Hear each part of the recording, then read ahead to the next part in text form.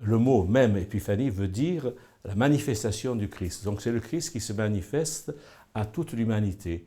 À Noël, il s'est manifesté, disons, au peuple d'Israël, aux bergers de Bethléem, aux gens qui étaient là, et par la venue de ces mages d'Orient, il se manifeste à l'humanité entière, car le Christ Jésus est venu pour tous les hommes.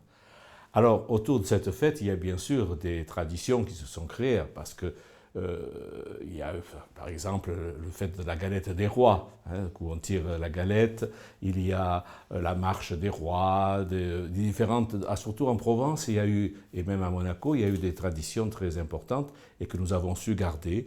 Et par exemple aussi, nous mettons le jour de l'Épiphanie, nous mettons dans la crèche les trois mages. Alors on dit les trois parce qu'on a voulu représenter un qui est noir, un qui est blanc et un qui est jaune. Voilà, les trois disons, couleurs des hommes de l'époque que l'on connaissait, pour justement encore manifester cette universalité du salut apporté par le Christ.